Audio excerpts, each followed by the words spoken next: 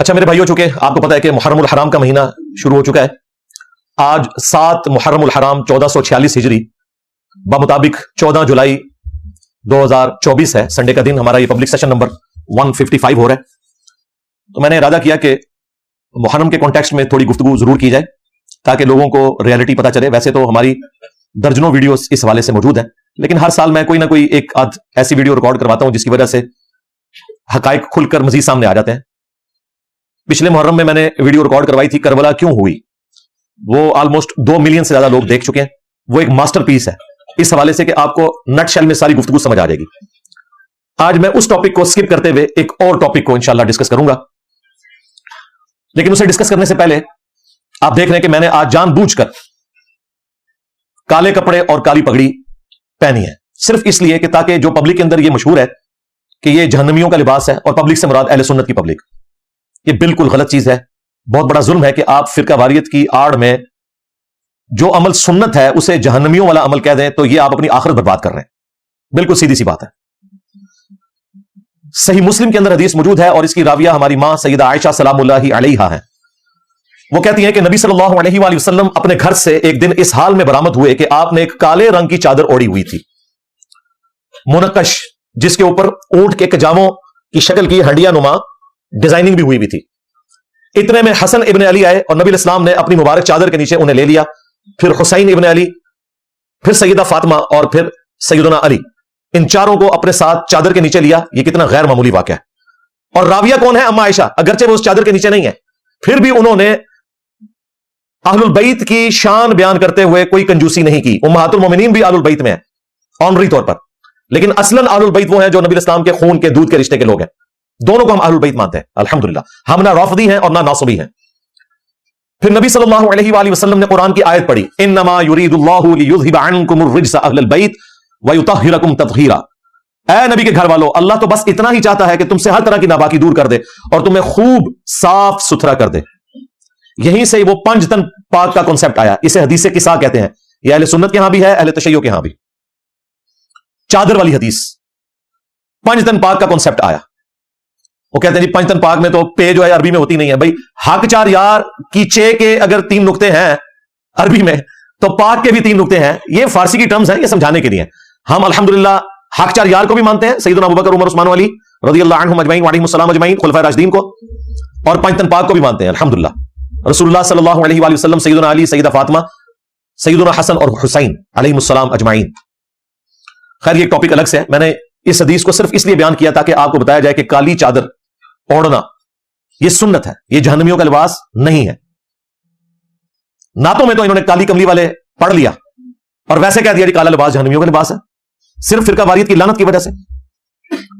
پھر صحیح مسلم میں حدیث ہے، اسماء بنت ابی بکر جو سیدہ عائشہ کی بڑی بہن تھی، فوت یہ بعد میں ہوئی، انہوں نے نبی الاسلام کی وفات کے کافی عرصے کے بعد ایک کرتا نکالا.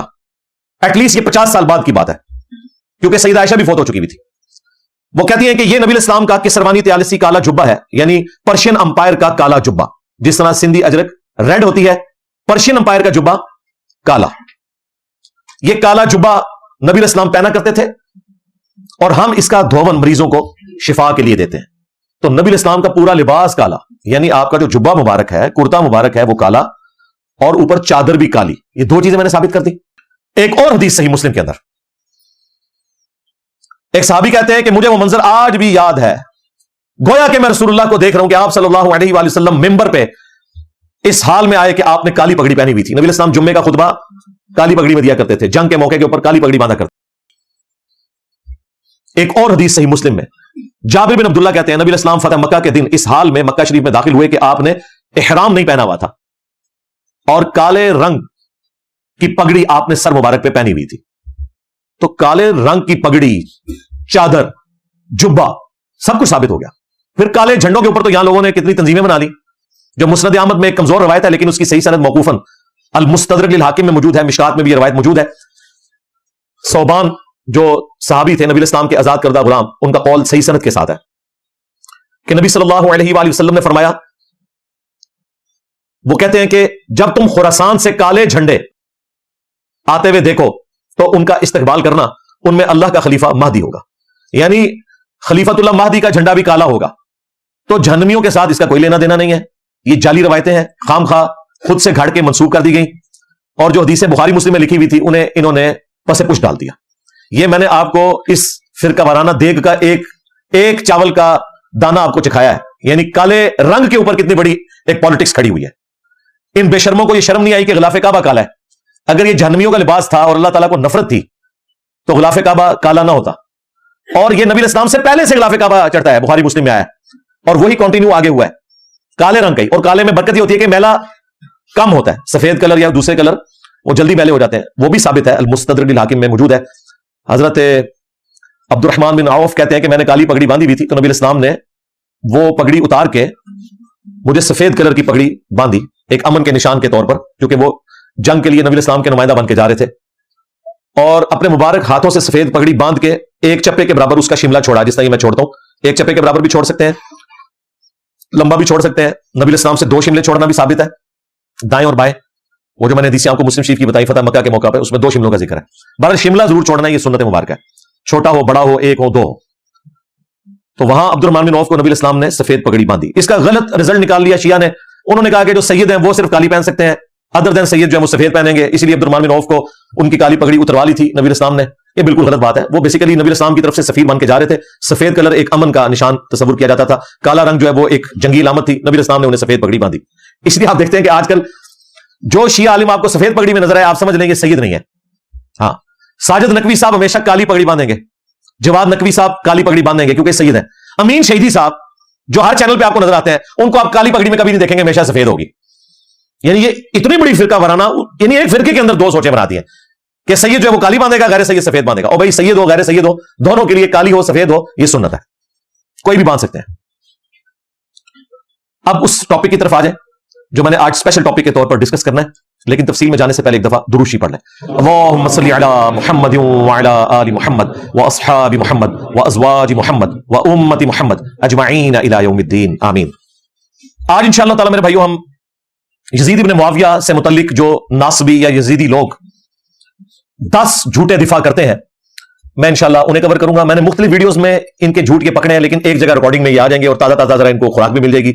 मुहर्रम का एक महीना है, एक माहौल भी बना हुआ है, वो एक इंटेलेक्चुअल तरतीब के साथ मैं ये 10 झूठे दिफा इनके बयान करूंगा जो उम्मत को ये धोखा देते हैं। जब ये फंस जाते हैं, उनका जवाब कुरान और सुन्नत की रोशनी में कैसे देना है वो आपके सामने होगा। तो इंशाअल्लाह ताला इनकी शैतानी चालों पे गलबा पाना आपके लिए आसान होगा।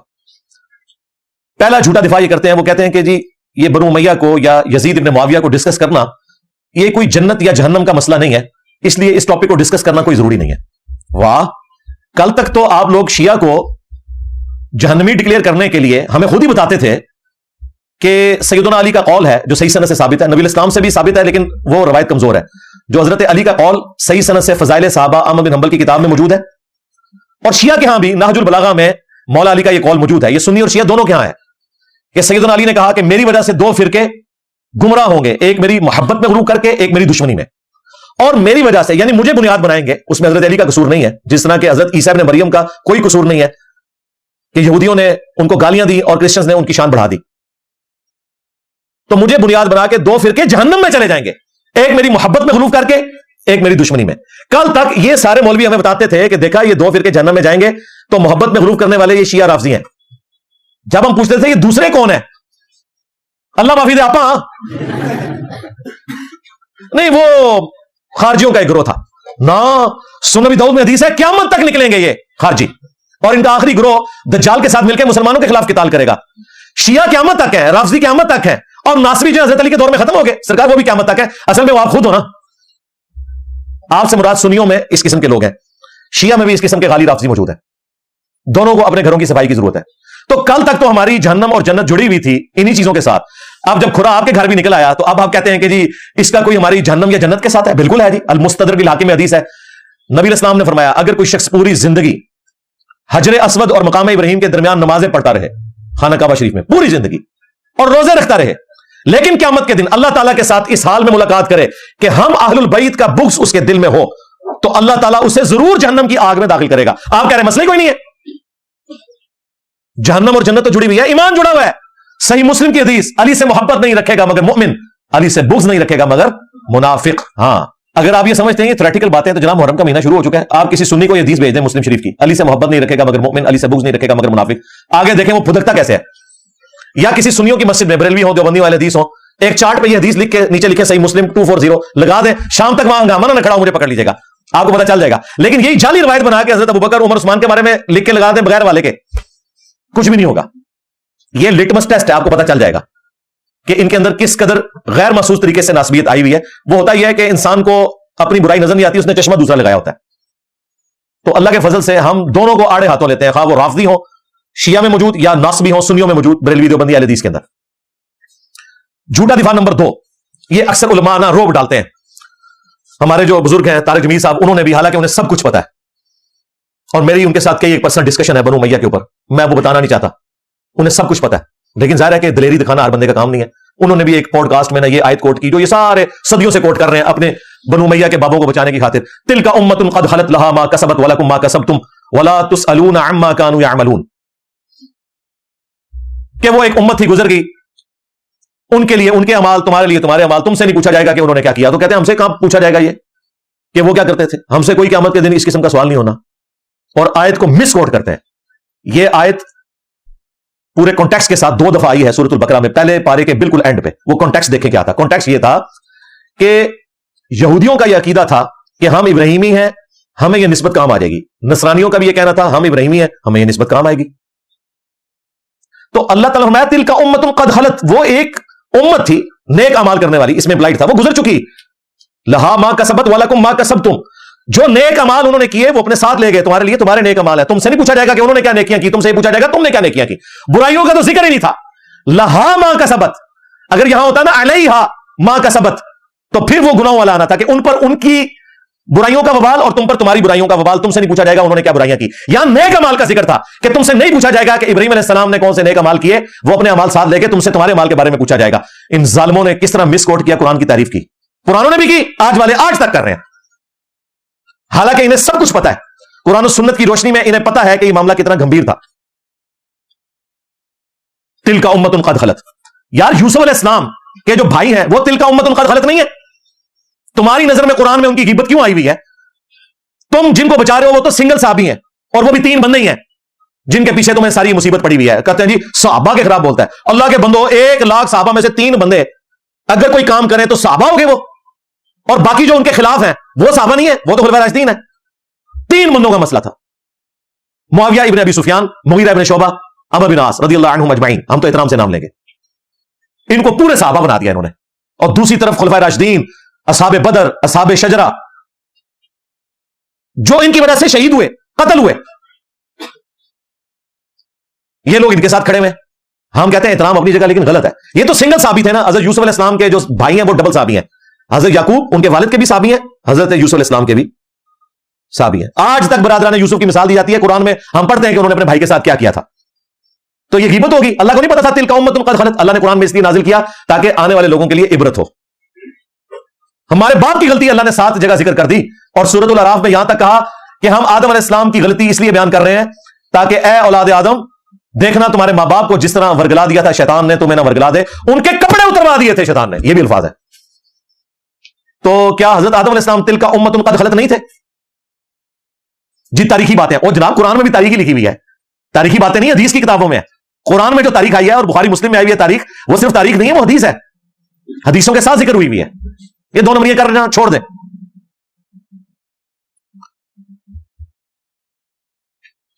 پھر اسی کانٹیکسٹ میں جو غدیر خم کی حدیث ہے صحیح مسلم میں اوپر تلے 4 احادیث, نبی اسلام نے اپنی وفات سے 3 مہینے پہلے خطبہ دیا آلموسٹ, مکے سے مدینے آتے ہوئے, خم نامی ایک گاؤں میں. الفاظ ہی کنکلوڈنگ ہے, اے لوگوں آگاہ ہو جاؤ, میں بھی ایک انسان ہوں, قریب ہے کہ اللہ کا قاصد یعنی موت کا فرشتہ میرے پاس آئے اور میں اس کی دعوت قبول کر لوں. میں اپنے باتوں میں 2 بھاری چیزیں چھوڑ کے جا رہا ہوں. ان میں سے پہلی چیز اللہ کی کتاب ہے, اس میں ہدایت ہے, اس میں نور ہے. تم اللہ کی کتاب کو پکڑو, اپنا تعلق اس کتاب کے ساتھ مضبوط کرو. اللہ کی کتاب اللہ کی رسی ہے, جو اسے پکڑے گا ہدایت پر ہوگا, جو چھوڑ دے گا گمراہ ہو جائے گا. وَاعْتَصِمُوا بِحَبْلِ اللَّهِ جَمِيعًا وَلَا تَفَرَّقُوا, یہ ہے اللہ کی رسی.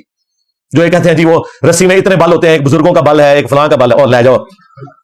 اللہ کے نبی کہہ رہے ہیں قرآن اللہ کی رسی ہے, تہاڈی تشریحاں تہاڈیاں تفسیراں تہاڈے منہ تے.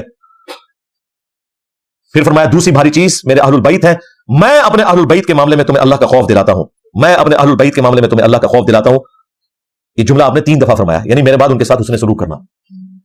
اور اسی حدیث میں پھر موجود ہے، زید بن ارقم کہتے ہیں یہاں آل البیت سے مراد آل علی، آل عقیل، آل جعفر، آل عباس ہے، کیونکہ تابعین نے کہا امہات المومنین، ان کا امہات المومنین بھی ہے، لیکن یہاں وہ مراد نہیں ہے، وہ بھی آل البیت ہے. پھر ایک روایت میں مسلم شریف میں ساتھ یہ آیا کہ بیوی کیسے آل البیت ہو سکتی ہے؟ یہ اس وقت تک آل البیت ہے جب تک وہ خامن کے عقد میں ہو. جب خامن اسے طلاق دے دے، اگرچہ نبی السلام نے کسی بیوی کو طلاق نہیں دی، لیکن زید بن ارقم کو اترنا پڑا اس لیول پہ اس وقت کے ناسبیوں کو جواب دینے کے لیے کہ اصلاً آل البیت دودھ اور خون کے رشتے کے لوگ ہیں، بیویاں اصلاً آل البیت نہیں ہیں، وہ اس وقت تک آل البیت ہیں جب تک عقد میں ہو. اور الحمدللہ ساری بیویاں دنیا اور آخرت میں نبی الاسلام کی بیویاں ہیں الحمدللہ. لیکن یہ بات کھولنی پڑی. تو نبی الاسلام کہہ رہے ہیں کہ میں آل البیت کے بارے میں تمہیں اللہ کا خوف دلاتا ہوں، یعنی ڈر جانا. اس زمانے میں آل البیت کے ساتھ حسن سلوک یہ تھا کہ مولا علی کا ساتھ دیا جاتا جنگ صفین میں، اور کربلا میں سیدنا حسین کا. اور آج آل البیت کے ساتھ حسن سلوک یہ ہے کہ آج جو بنو امیہ کے خدمت گزار ہیں انہیں ایکسپوز کیا جائے. اس زمانے میں ہم ہوتے تو حضرت علی اور حسین ابن علی کے ساتھ مل کر تلوار اٹھا لیتے ان کے دشمنوں پر. آج تم ہمیں اپنی زبانیں بھی نہ کھولنے دو، ہم تو غدیر خون پہ کھڑے ہیں. توحید اللہ کے فضل سے قرآن والی بیان ہو رہی ہے، غدیر خون پہ قرآن تھا پہلی چیز. ہماری جیسی واضح توحید لگی لپٹی باتوں کے بغیر کبھی کسی نے نہیں بیان کی. اہل حدیث کی بھی جرت نہیں ہوئی اس قسم کی توحید بیان کرنے کی، زیرو ٹالرنس ہے. تو غدیر خون پہ صرف قرآن نہیں تھا، اہل البیت بھی تھا. اس لیے ہم نے اہل البیت کا دفاع بھی پکڑ لیا. ہم آدھی حدیثیں نہیں پکڑتے، پوری حدیث کے اوپر عمل کرتے ہیں اللہ کے فضل سے الحمدللہ. تیسرا جھوٹا دفاع وہ کرتے ہیں، وہ کہتے ہیں کہ جی صحابہ کرام نے یزید کی بیعت کر لی تھی تو آپ کو کیا مسئلہ ہے؟ صحابہ کرام نے یزید کی بیعت نہیں کی تھی، صحابہ کرام سے زبردستی بیعت لی گئی تھی تلوار کے زور پر. جھوٹ بولنا بند کریں. اگر آپ کو یقین نہ آئے تو 2018 میں جو کچھ ہوا پاکستان میں، زبردستی ایک بندہ مسلط ہوا ہم پہ اسٹیبلشمنٹ کے گن پوائنٹ کے اوپر، اور پھر سٹوری ریپیٹ ہوئی 2024 میں ایک اور بندہ اسٹیبلشمنٹ کے گن پوائنٹ پہ ہم پہ مسلط ہو گیا. آج تک یہی ہو رہا ہے. تو بنو امیہ اس وقت کی اسٹیبلشمنٹ تھی، تلوار کے زور پہ سب کچھ ہوا. نہیں یقین آتا بخاری شریف کھول لیں، صحیح بخاری میں 4827 نمبر حدیث ہے. مروان بن حکم مدینے کے ممبر پہ مسجد نبوی پہ حضرت معاویہ رضی اللہ تعالیٰ عنہ کی طرف سے گورنر بن کے اناؤنسمنٹ کر رہا ہے خطبے میں کہ اللہ تعالیٰ نے امیر المومنین کو یہ بات سجھائی ہے، وہ امت کے وسیع تر مفاد میں، یعنی کہ اے میرے عزیز ہم وطنوں، وہ امت کے وسیع تر مفاد میں اپنے بعد اپنے بیٹے کو خلیفہ نامزد کرتے ہیں. یہ وہ تقریر کر رہا تھا. امام بخاری نے اگلے جملے نقل نہیں کیے، وہ بڑے سخت ہے، لیکن اس کے بعد جو کچھ ہوا وہ نقل کیا. وہ اگلے جملے کیا تھے میں بعد میں بتاتا ہوں آپ کو. اگلے جملے جو امام بخاری نے نقل کیے وہ یہ تھے کہ وہاں حضرت ابوبکر کا بیٹا کھڑا ہوا اور اس نے کچھ بات وہاں پہ کہہ دی. وہ کیا بات کی وہ پھر امام بخاری نے اسکپ کر دی.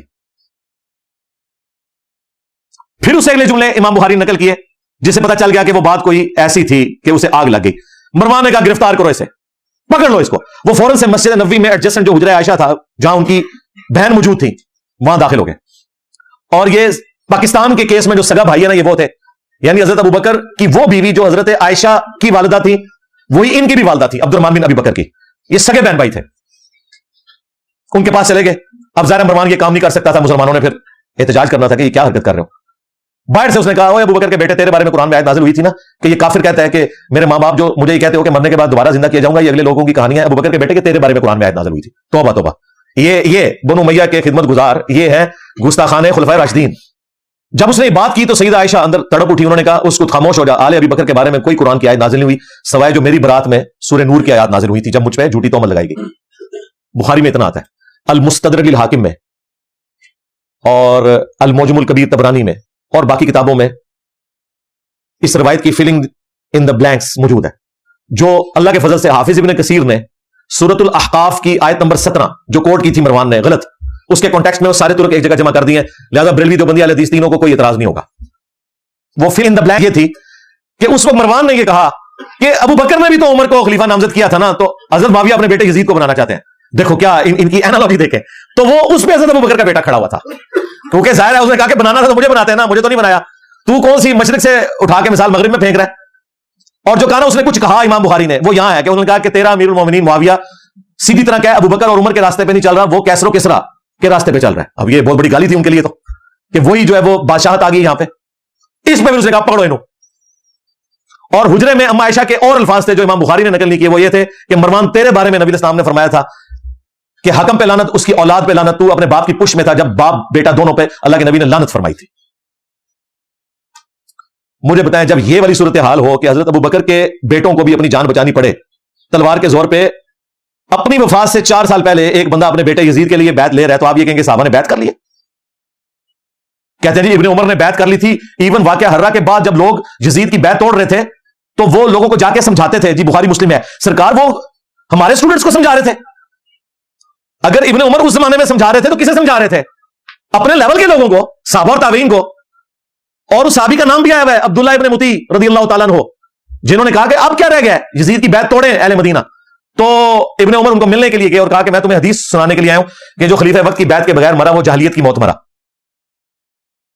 وہ کہتے ہیں جی ابن عمر نے چونکہ بیعت کر لی تھی, وہ بھی مجبوراً کی تھی انہوں نے, وہ جس طریقے سے کی تھی, انیشلی تو انکار کیا تھا. دوسرا, ابن عمر جب یہ بات کر رہے تھے تو وہ یہ بھول گئے کہ حضرت علی کی بیعت تو ابن عمر نے خود نہیں کی ہوئی تھی, تو اس وقت وہ جاہلیت پہ تھے. یہ لاجیکلی ان کی بات درست نہیں تھی, ورنہ تو خود اس فتوے کی زد میں آ رہے تھے. ہم تو عبداللہ ابن مطیع اور باقی لوگوں کے ساتھ ہیں, ابن عمر کا یہ موقف غلط تھا. اور پھر دیکھیں ابن عمر کے ساتھ اسی بنو امیہ نے کیا کیا, صحیح بخاری میں موجود ہے. انہیں حج میں احرام کی حالت میں پاؤں میں زخم کیا گیا ایک نیزے کے ذریعے جو زہر آلود تھا, اسی میں وہ شہید ہو گئے. اور آخری دنوں میں حجاج بن یوسف ان کی جب عیادت کے لیے آیا تو بخاری کے الفاظ ہیں, اس نے پوچھا کہ حضرت مجھے پتا چل جائے نا آپ کا قاتل کون ہے تو میں اسے نہیں چھوڑوں گا. انہوں نے کہا میرا قاتل وہ ہے جس نے احرام کی حالت میں نیزے اور تلواریں لانے کی اجازت دی ہے, جس میں اجازت ہی نہیں ہے, آپ نے خالی ہاتھ آنا ہے, یعنی کہ تو دیکھیں بنو امیہ ہی قاتل بنی خود ابن عمر کی. اسی لیے آخری وقت میں جا کے ابن عمر کو اندازہ ہو گیا کہ یہ لوگ ڈی ٹریک ہیں. المستدرک الحاکم میں یہ حدیث موجود ہے, مجموع الزوائد میں موجود ہے. امام حیثمی جو ابن حجر الاسقلانی کے استاد ہیں, انہوں نے مجموع الزوائد میں اس کی سند کو صحیح کہا کہ ابن عمر آخری عمر میں افسوس کرتے تھے اور وہ کہتے تھے کہ مجھے نماز روزہ چھوڑنے کے اوپر کوئی افسوس نہیں, میں نے اس طرح کا کوئی کام نہیں کیا سوائے ایک چیز کے کہ میں نے حضرت علی کے ساتھ مل کر فیہ باغیہ کے خلاف قتال نہیں کیا, اس باغی گروہ کے خلاف جو مجھے کرنا چاہیے تھا. کون سا باغی گروہ؟ جو بخاری میں ہے, عمار تجھے ایک باغی جماعت قتل کرے گی, تو انہیں اللہ اور جنت کی طرف بلائے گا, وہ جماعت تجھے جہنم کی طرف بلائے گی. یعنی حضرت علی کی جماعت کو نبی اسلام نے جنت کی طرف بلانے والی جماعت اور ان کے مخالفین کو جہنمی جماعت نہیں کہا, جہنم کی طرف بلانے والی, کیونکہ خلیفۃ المسلمین کی مخالفت. یہ ایک الگ سے ٹاپک ہے میری کہ ایک ویڈیوز ہے, وہ پچھلی والی ویڈیو دیکھ لیں, پچھلے محرم والی, کربلا کیوں ہوئی. تو آپ یہ دیکھیں یہ بالکل واضح احادیث ون سائیڈڈ مقدمہ پیش کر رہی ہیں. جن ابن عمر کی بنیاد کے اوپر انہوں نے اتنا ہنگامہ کھڑا کیا ہوا تھا, وہ ابن عمر تو آخری وقت میں اپنے پرانے اعمال کے اوپر شرمندہ ہے اور یہ کہہ رہے ہیں ابن عمر نے یزید کی بیعت کر لی تھی. جو مخالفین تھے ابن عمر کے وہ بھی صحابہ اور تابعین تھے, ان کی رائے کا کوئی احترام نہیں کرتے. یعنی میٹھا میٹھا ہاپا ہفتے کوڑا کوڑا تھو تھو, اسی کے اوپر کہا جاتا ہے. اسی کانٹیکسٹ میں بخاری میں ایک حدیث ہے, حضرت عمر نے پہلے پیش گوئی کر دی تھی 6830. حضرت عمر نے جب آخری حج اپنا کیا اس کے بعد ان کو اگلا سال نصیب نہیں ہوا, تو وہاں منا میں حضرت عمر تک کسی نے یہ بات پہنچائی کہ لوگ یہاں چیما گوئیاں کر رہے ہیں کہ جب عمر مر جائے گا تو ہم فلاں شخص کو اپنا خلیفہ چن لیں گے. حضرت عمر کو اتنا غصہ آیا, انہوں نے کہا میں ادھر ہی خطبہ دوں گا کہ مسلمانوں کے مشورے کے بغیر انہوں نے پہلے ہی طے کر لیا کسے خلیفہ بنانا ہے. تو عبد الرحمن بن عوف نے کہا کہ حضرت یہاں ہر طرح کے لوگ آئے ہیں, آپ مسجد نبوی میں جا کے خطبہ دیں. یہ چند لوگوں کے سامنے بات ہوئی ہے, آپ اس کو عام نہ کریں. اور میں دعوے سے کہتا ہوں کہ اگر یہ یوٹیوب پہ کلپ آیا ہوتا نا اس زمانے میں تو حضرت عمر نے اسی ٹائم یوٹیوب پہ کلپ اپنا چڑھانا تھا, ریپلائی ٹو کر کے. خیر مدینہ شریف آئے, ابن عباس کہتے ہیں کہ میں ممبر کے اتنے قریب تھا کہ میرا گھٹنا ٹچ کر رہا تھا اور میں ساتھیوں سے کہہ رہا تھا آج حضرت عمر نے پھٹے چک دینے رہے, بڑے غصے نے, اور بڑا لمبا انہوں نے خطبہ دیا. اس میں یہ بھی الفاظ تھے کہ دیکھنا ابو بکر کی خلافت جس طریقے سے منعقد ہوئی وہ کیٹاسٹرافک کنڈیشن تھی, مستقبل میں اسے دلیل نہ بنایا جائے. یعنی حضرت عمر مانتے تھے کہ اس طریقے سے حضرت ابو بکر کو خلیفہ نہیں چنا جانا چاہیے تھا, لیکن وہ سعد بن عبادہ اور جو باقی معاملات ہوئے سقیفہ بنی ساعدہ میں وہ الگ سے ایک ٹاپک ہے. انہوں نے کہا کہ یہ مستقبل میں دلیل نہیں ہوگی, مسلمانوں کے مشورے کے بغیر کسی کو خلیفہ نہ چننا. حضرت عمر بھی حضرت ابوبکر نے صحابہ سے مشورہ کر کے, صحابہ نے کہا تھا کہ آپ نامزد کریں, اس کے بعد مشورہ ہوا ہے, یہ زبردستی مسلط نہیں کیا گیا. پھر حضرت عمر نے تو 6 رکنی کمیٹی بنائی, کیونکہ ان 6 سے بہتر لوگ کوئی نہیں تھے. بخاری میں موجود ہے یہ 6 لوگ وہ ہیں جن سے رسول اللہ اپنی وفات تک راضی رہے. تو سیدنا عمر رضی اللہ تعالیٰ عنہ نے کہا کہ حضرت ابوبکر کی خلافت کو دلیل نہ بنانا, یاد رکھنا جب بھی مسلمانوں کے مشورے کے بغیر کسی کو خلیفہ چنا گیا تو اس کا انجام قتل و غارت ہوگا. یہ قتل و غارت ہوئی ہے. یہ کہتے ہیں جی یزید خلیفہ وقت تھا تو حضرت حسین نے بغاوت کی ہے, نعوذ باللہ. جو خلافت قائم ہی نہ ہو اس کے بارے میں یہ کہنا اس کے خلاف خروج ہوا ہے. یعنی مزارات جو بنانا ہی حرام تھے اسے کہنا کہ مزارات شہید ہو گئے, مزار تو شہید نہیں ہوں گے, وہ بنانا ہی حرام تھے. مسلم شریف میں حدیث میں تو میں منع کرتا ہوں قبروں کو پکا کرنے سے, قبروں پہ عمارت بنانے سے اور قبروں پہ بیٹھنے سے. مجاور بن کے بیٹھنا بھی حرام ہے, ویسے بیٹھنا بھی حرام ہے. لہٰذا یہ کانسیپٹ بالکل کلیئر ہے. جھوٹا دفاع نمبر 4, وہ کہتے ہیں جی یزید تو تابعی تھا جی, حضرت معاویہ کا بیٹا ہے, اور جامعہ ترمذی میں حدیث ہے جس نے مجھے دیکھا اسے بھی جہنم کی آگ نہیں چھوئے گی, اور جس نے میرے دیکھنے والے کو دیکھا یعنی صحابی کو دیکھا اور وہ ہو گیا تابعی, اسے بھی جہنم کی آگ نہیں چھوئے گی. تو کہتے ہیں جی یزید تو بخشا بخشا ہے. واہ, بخشا بخشا ہے. پھر حجاج بن یوسف بھی بخشا بخشا ہے, وہ تابعی نہیں ہے. جتنے جھوٹے راوی ہیں मेजॉरिटी उनकी ताबीन में मौजूद है, कानूनन वो ताबी थे, ज़ाहिर कलमा गो थे। खवारिज कौन थे? ताबीन ही थे, अहले किबला थे, अहले कलमा थे। मौला अली ने उन्हें काफिर नहीं कहा। हाँ, पूछा क्या काफिर है? मुसन्नफ इब्न अबी शैबा में कहा नहीं काफिर नहीं है। पूछा क्या मुनाफिक है? कहा मुनाफिक नहीं है। मुनाफिक तो बड़ा थोड़ा जिक्र करते हैं अल्लाह का, ये तो इतनी लंबी नमाजें पढ़ते हैं। पूछा क्या फिर क्या है? ज़ाहिर जब काफिर नहीं मुनाफिक नहीं तो फिर मुसलमान ही है। उनका ये एक ग्रोह है जिन्होंने हमसे बगावत की है, हम में से निकला हुआ एक ग्रोह है। तो खवारिज भी ताबईन है, लेकिन मुस्नद अहमद में मौजूद है नबी इस्लाम ने कहा कि खवारिज जहन्नम के कुत्ते हैं। क्यों? अपने अमाल की वजह से। तो इस तरह नहीं कोई फजीलत साबित हो जाती। हज्जाज जो इतने साहबा का कातिल है उसे आप ताबी कहेंगे? ताबी तो है कानूनन, वो ज़ाहिर मुसलमानों का गवर्नर था। लेकिन मुस्लिम शरीफ उठा के देखें, अस्मा बिनत अबी बकर ने कहा था हज्जाज हमने नबी इस्लाम से सुना था कि बनु सकीफ में एक कज़्ज़ाब होगा और एक जालिम। कज़्ज़ाब तो हम देख चुके, जालिम तू है, यह फजीलत है, लो सामो। और मुस्लिम शरीफ में मौजूद है इस जालिम ने अब्दुल्ला इब्न जुबैर को शहीद किया, उनकी लाश लटका दी मक्का शरीफ में और यहूदियों के कब्रिस्तान में फेंकी। और इनकी मां को बुला के कहा, जो हजरत अबू बकर की बेटी थी बड़ी, अम्मा आयशा से भी बड़ी, अस्मा को, देखो मैंने तेरे बेटे के साथ क्या किया। तो उन्होंने फरमाया कि तूने मेरे बेटे की दुनिया बर्बाद की, मेरे बेटे ने तेरी आखिरत बर्बाद कर दी है। जालिम इंसान। ये मुस्लिम शरीफ है, मौलाना शरीफ नहीं है। तो हज्जाज भी फिर ताबी है, उसे भी जन्नत की आग नहीं छुएगी। ना इन्हें कुरान का पता, ना इन्हें सुन्नत का फाम, ना इन्हें फिक आती है। सिर्फ एक बनु मैया की चाकरी करनी है, चाहे इन्हें कुरान और सुन्नत का इनकार करना पड़े, झूठी रवायतें घड़नी पड़े, इन्होंने घड़नी है। जो वाज़ेह अहादीस है उनका इन्होंने इनकार करना है। इस तरीके से ये लोग लेके चलते हैं। अच्छा, मजे की बात मैं आपको बताऊं, आज से ऑलमोस्ट 800 साल पहले इमाम इब्न जौजी गुजरे हैं रहिमहुल्लाह ताला, अल-मुतवफ़ा 597 हिजरी। ये शेख अब्दुल कादिर जिलानी अल-मुतवफ़ा 561 हिजरी के शागिर्द भी हैं। मुहद्दिसीन में बड़ा मकाम है इब्न जौजी का। ये इब्न क़य्यिम जौजी नहीं है जो इब्न तैमिया का शागिर्द है, ये इब्न तैमिया से भी 200 साल पहले गुजरे हैं। इब्न तैमिया भी इन्हें बहुत बड़ा मुहद्दिस मानते हैं। इन्होंने अल-मौदुआत, बड़ी घड़ी हुई बड़ी बड़ी हदीसें, वो किताब भी लिखी है, जिसमें उन्होंने यह भी लिखा है कि जो हदीस हज़रत मुआविया की शान में होगी ना, यह भी इस बात की निशानी है कि यह घड़ी हुई हदीस है। घड़ी हुई हदीसों की कुछ निशानियां बताइए, उनमें से एक यह बताइए जो हज़रत मुआविया की शान में होगी ना तो समझ लो कि यह घड़ी हुई हदीस है। अब ये बहुत बड़े मुहद्दिस हैं। उनके जमाने में एक नासबी था अब्दुल मुगीस, उसने यजीद के फजाइल के ऊपर कोई रिसाला लिखा। तो इब्न जौजी गुस्से में आए, उन्होंने एक किताब लिखी जो किताब मुहद्दिसीन के यहां ऑथेंटिक मानी जाती है। इब्न तैमिया ने भी उसकी तारीफ की है, इब्न कसीर ने भी की है। अर्रद्दु अलल मुअतसिबिल अनीद अल माने मिन ज़म्मे यजीद। ये उस मुतअस्सिब जिद्दी शख्स के रद्द पे लिखी जा रही है किताब जो यजीद को बुरा कहने को गलत समझता है और मना करता है। उस जमाने में एक यजीदी था अब्दुल मुगीस, उसके रद्द पे फिर उन्होंने तबीयत साफ की है इन लोगों की। उसमें जब एक दलील ये ली गई ना कि यजीद जो है वो हज़रत मुआविया का बेटा है और हज़रत मुआविया के लिए तिरमिज़ी में रवायत है अल्लाह से हादी और महदी बना, उन्होंने कहा ये तो रवायत ही जाली है, इसकी बुनियाद के ऊपर तुम ये क्लेम कर रहे हो कि उनका ये डिसीजन करना कि यजीद को उन्होंने खलीफा सही बनाया था। उन्होंने कहा ये तो रवायत ही जाली है। फिर उन्होंने रवायत के ऊपर बहस की। मैंने तो बुखारी मुस्लिम से साबित किया है कि फिटिंग नहीं बैठती। हज़रत मुआविया के दौर में जो जो काम हुए हैं उसमें तो ये दुआ फिटिंग नहीं बैठती। फिर उन्होंने कहा कि अगर ये हदीस कोई सही भी मानता है तब भी कोई गारंटी नहीं कि नबी इस्लाम की ये दुआ कबूल हुई हो, क्योंकि नबी इस्लाम की कई दुआएं अल्लाह ने वापस भी की है। बुखारी मुस्लिम में है, आपने दुआ की थी कि मेरी उम्मत आपस में ना लड़े, अल्लाह ताला ने वापस कर दी। उन्होंने कहा क्या गारंटी है? फिर इब्न जौजी ने इतना सख्त जुमला लिखा, उन्होंने कहा इससे बड़ी क्या दलील है? अगर हुजूर की ये दुआ हज़रत मुआविया के हक में कबूल हुई होती, बकौल तुम्हारे अगर ये रवायत साबित है, तो हज़रत मुआविया जंग सिफीन में हज़रत अली के मुकाबले पे आते। ये आदी और मादी होने कि खलीफा वक्त के खिलाफ खड़े हो गए। कितना बड़ा पटकार मारा उन्होंने। फिर उन्होंने अहमद बिन हंबल का कॉल भी नकल किया जब उनसे पूछा गया कि यजीद के बारे में आपका क्या मौक़िफ़ है। उन्होंने कहा ये वही है जिसने अहले मदीना के साथ जो किया। पूछा क्या किया? कहा उनका माल लूटा, उन्हें कत्ल किया। तो शागिर्द ने कहा साहबी का बेटा है, हदीस ले लीजिए। उन्होंने कहा हदीस क्या, एक हदीस भी इससे नहीं लेनी। इसीलिए देख लें ज़ख़ीरा हदीस में सहाबा किराम की औलाद की हदीसें मौजूद है। हज़रत मुआविया 40 साल तक हुक्मरान रहे हैं, 20 साल तक गवर्नर और अगले 20 साल मुकम्मल तौर पे हुक्मरानी। बीच में एक हज़रत अली वाला पीरियड था, उसके बाद 20 साल ही हुक्मरान रहे ना सुलह हसन के बाद। 40 साल जिसका बाप मुसलमानों का हुक्मरान रहा है, उसके बेटे ने एक हदीस भी रिवायत नहीं की है और ना मुहद्दिसीन ने उसे नकल किया, क्योंकि अहमद बिन हंबल कहते हैं इससे क्या हदीस लोगे। फिर शागिर्द ने पूछा जब ये यजीद ने जुल्म किया अहले मदीना के साथ तो कौन लोग थे इनके साथ? उनका अहले शाम थे, जो हम अमीर शाम कहते हैं। ये शामी थे, एक सूबा था जिसने ये सारे का सारा हंगामा बर्पा किया। तो ये किताब उर्दू जुबान में तर्जुमा होकर आ चुकी है, एक देवबंदी आलिम है, उन्होंने तर्जुमा किया। मैंने 12 इस किताब का तारुफ करवाया।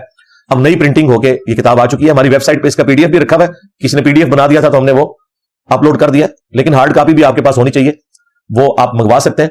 वो किताब का हम टाइटल पेज शेयर करवा देंगे आपको।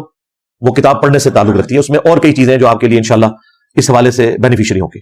اچھا، اسی حوالے سے نا یہ بیچ میں ایک چوہا چھوڑ دیتے ہیں کہ جی اگر حضرت معاویہ نے اپنے بیٹے کو بنا دیا تو کیا ہوا، حضرت علی نے بھی تو اپنے بیٹے کو بنایا تھا۔ بالکل جھوٹ، حضرت علی نے کوئی اپنے بیٹے کو نہیں بنایا۔ مسند ابی یعلا میں، المستدرک للحاکم میں اور کتابوں میں موجود ہے، لوگوں نے حضرت علی کو کہا کیونکہ زخم لگنے کے بعد وہ کچھ دن زندہ رہے کہ آپ اپنا خلیفہ کسی کو نامزد کریں، انہوں نے کہا میں تمہیں ویسے ہی چھوڑ کے جاؤں گا جس طرح نبی اسلام چھوڑ کے گئے تھے، تم اپنا خلیفہ خود چنو گے۔ اور یہ ظالم کہتے ہیں کہ حضرت علی نے حسن ابن علی کو اپنے بعد خلیفہ نامزد کیا، وہ صحابہ کرام نے مشورے سے چنا تھا۔ اس حوالے سے شیخ البانی نے ایک روایت لی ہے کہ میری امت کا پہلا شخص جو میری سنت کو بدلے گا وہ بنو امیہ سے ہوگا، اور شیخ البانی نے ساتھ پتہ کیا لکھا، یہ وہ شخص ہوگا جو خلافت کو ملوکیت بنا دے گا۔ تو دیکھ لیں پھر بنو امیہ کا پہلا شخص جس نے خلافت کو ملوکیت بنایا وہ کون ہے؟ حضرت ابوبکر بنو تیم سے، بنو امیہ سے نہیں۔ حضرت عمر بنو عدی سے، بنو امیہ سے نہیں ہے۔ حضرت عثمان بنو امیہ سے ہیں لیکن انہوں نے اپنے بیٹے کو نہیں بنایا۔ اس کے بعد حضرت علی بنو ہاشم سے ہیں، اس کے بعد حسن ابن علی کے 6 مہینے، پھر حضرت معاویہ رضی اللہ تعالیٰ عنہ بنو امیہ سے ہیں، انہوں نے اپنے بیٹے کو بنایا، جی بنایا، وہ ہم آپ کو پہلے بتا چکے ہیں۔ تو شیخ البانی جو محدث اعظم سعودیہ تھے، اس دور کا امام بخاری ان کو مانتے ہیں، اہل حدیث بھی اور دیوبند بھی اور بریلوی بھی وقت آنے پہ انہیں کوٹ کر دیتے ہیں۔ انہوں نے اشارتاً کہا کہ یہ وہ شخص ہوگا جو خلافت کو ملوکیت میں بدل دے گا، میری امت میں پہلا شخص جو میری سنت کو بدلے گا۔ تو یعنی انہوں نے نام لیے بغیر بتا دیا کہ یہ بندہ کون ہے، یزید کے ابا جی۔ ٹھیک ہو گیا۔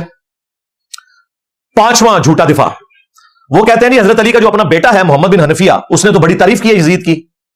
ہم پوچھتے ہیں کہاں لکھا ہوا ہے؟ کہتے ہیں تاریخ میں لکھا ہوا ہے۔ تاریخ میں اگر 5% باتیں یزید اور ان کے والد کے حق میں ہے نا تو 95% ان کے خلاف ہیں، بلکہ ایمان ثابت کرنا بھی مشکل ہو جائے گا اگر تاریخ تبری کے حوالے ہم نے پیش کیے تو۔ حدیث سے بات کرو، یہ حدیث میں تو اس طرح کی کوئی بات نہیں، آپ کو پتہ ہے ہماری باتیں حدیثوں میں تو نہیں نکلتی، جی ہمیں پتہ ہے، یہی تو ہم رونا رو رہے ہیں، لیکن وہ تاریخ میں تو ہے جی۔ ہم کہتے ہیں وہ جو تاریخ تم پیش کر رہے ہو وہی پوری پڑھ کے بتا دو۔ ابن کثیر نے نقل کی ہے یہ مردود روایت، لیکن یہ روایت پوری نہیں پڑھ سکتے، وہ ان کے گاٹے فٹ ہو جائے گی۔ اس روایت میں پتا کیا ہے؟ عبداللہ ابن مطیع صحابی محمد بن حنفیہ کے پاس آتے ہیں جو تابعی ہیں، جو حضرت علی کے بیٹے ہیں حنفیہ نامی عورت سے، انہیں آگے کہتے ہیں کہ حضرت آپ کا بھائی حسین شہید ہو گیا، یزید حکمران بن گیا، آپ کیوں نہیں قیام کرتے؟ تو ساتھ ہی کہا کہ اہل مدینہ میں سے کچھ لوگ شام سے آئے ہیں، انہوں نے یزید کو اس حال میں پایا ہے کہ وہ تارک الصلاح ہے، وہ شراب پیتا ہے اور کتاب و سنت سے تجاوز کرتا ہے۔ تو محمد بن حنفیہ نے کہا کہ نہیں میں تو جتنا عرصہ یزید کے پاس رہا ہوں میں نے تو اسے نماز کا پابند پایا ہے اور سنت کا عامل پایا ہے۔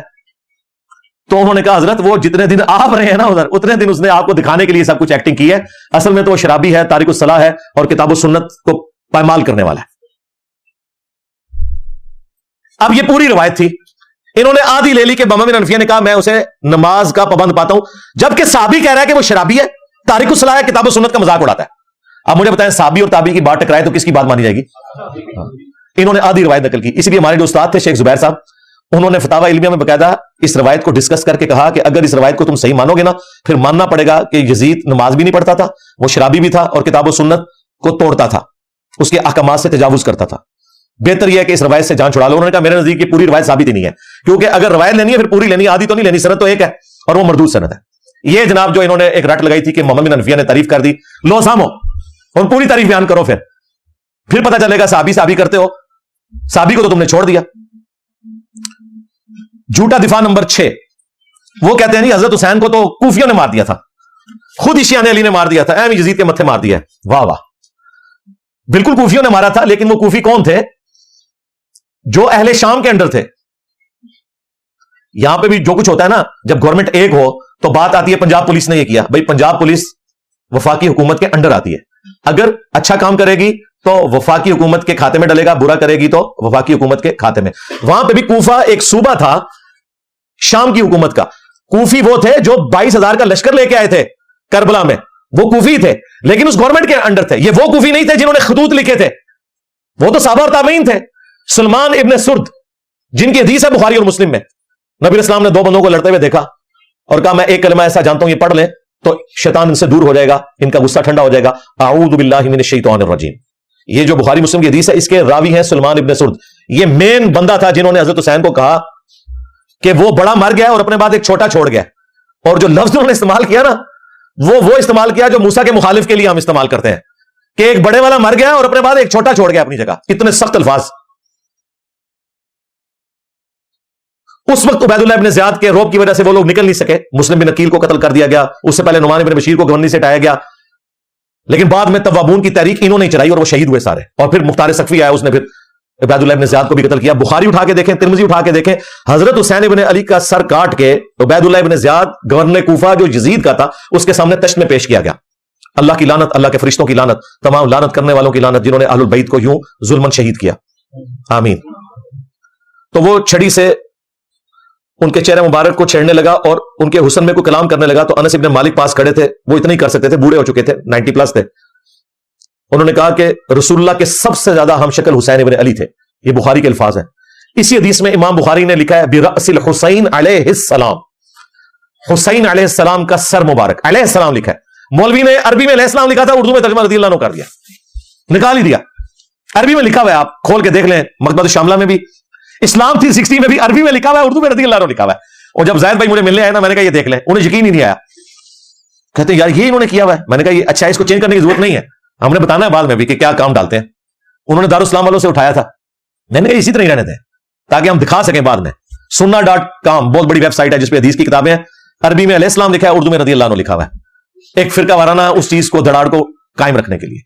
تو عبید اللہ ابن زیاد جس کے سامنے حضرت حسین کا سر کاٹ کے رکھا گیا, وہ کوفی تھا لیکن گورنر تھا شامیوں کی طرف سے, لہذا یہ کہنا کوفیوں نے مار دیا تھا ظالموں, یہ وہ کوفی تھے جو حضرت حسین کے مخالفین تھے, نہ کہ وہ شیعان علی کے جنہوں نے حضرت حسین کو وہاں پولیٹیکل سٹرگل کے لیے بلایا تھا. اور حضرت حسین لڑنے نہیں گئے تھے, بی بچوں کے ساتھ ایک سیاسی جدوجہد کے لیے جا رہے تھے جس کا آخری انجام قیام حسین ہی ہونا تھا, لیکن اس سے پہلے ہی ان کو شہید کر دیا گیا.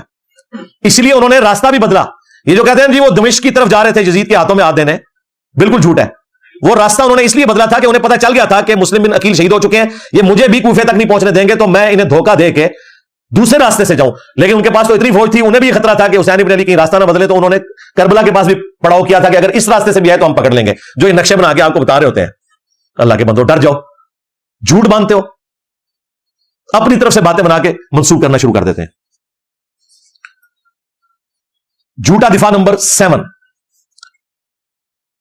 جو اسی کے ساتھ جڑا ہے, وہ کہتے ہیں حسین علیہ السلام نے 3 شرائط رکھ دی تھی جی کربلا میں. انہوں نے تو خود عبید اللہ ابن زیاد کو کہا کہ مجھے یزید کے پاس جانے تو میں اس کے ہاتھوں میں ہاتھ دے کے بیعت کر لیتا ہوں. واہ واہ واہ سبحان اللہ. اگر یہ ہو جاتا تو عبید اللہ ابن زیاد نے لڑیاں ڈالنی تھی اور کہنا تھا یزید صاحب آپ کے ابا جی جو کام 4 سال تلوار کے زور پہ نہیں کروا سکے, دیکھیں میں نے کروا لیا ہے. اور یزید اسے کتنا انعام دیتا کہ میرے ابا جی جو کام نہیں کروا سکے, کہ حسین کی بیعت نہیں لے سکے, تم نے لی ہے. ظاہر ہے اس کے بعد تو پھر بنو امیہ کی حکومت لیجیٹمائز ہو جانی تھی نا, جب بنو ہاشم نے بیعت کر لی نبی علیہ السلام کے گھر والوں نے. آپ دیکھیں مسئلہ یہی تھا کہ جب تک حضرت حسین بیعت نہیں نہ کرتے وہ حکومت جو ہے لیجیٹمائز نہیں ہوگی, وہ تلوار کے زور کے اوپر ہے. تو یہ عقل مانتی ہے کہ عبید اللہ ابن زیاد یہ موقع جانے دیتا. کہتے ہیں دوسری شرط رکھی کہ مجھے مسلمانوں کہ کسی بارڈر والے ایریا میں بھیج دیں, میں کافروں کے خلاف جہاد کروں. اس زمانے میں تو کافروں کے خلاف کوئی جہاد نہیں ہو رہا تھا, آپس کی خانہ جنگی تھی, یہ بھی بالکل فراڈ ہے. تیسرا جی مجھے مدینہ شریف واپس جانے دو. انہوں نے مدینہ شریف کو جانا تھا, انہیں تو راستے میں پتا تھا کہ مسلم بن عقیل شہید ہو چکے ہیں اور میرے ساتھ کیا ہوگا. ان کو تو حدیثیں پتا تھی کہ میرے بارے میں موجود ہے. یہ جس کتاب سے انہوں نے پیش کیا انصاب الاشراف, امام بلازری کی کتاب, اور کہتے ہیں یہ 3 شرائط موجود ہیں. اور آئے دن آپ کو وہ جو ایک مماتی دیوبندیوں کا مولوی ہے نا, وہ بھی یہ بیان کرتا پھرتا ہے, پکا یزیدی ہے وہ. ایون آپ تو وہاں بھی اس کو اپنے پلیٹ فارم کے اوپر لے کے آتے ہیں, بندیالوی کو. اس کی میں نے طبیعت صاف کی تھی. کلن یاد آیا جائے, میں ان کو دسا تھی تو قرآن بھی نہیں آتا ظالم, کتوں چیزاں چکے کتنے فٹ پہ کرنا ہے.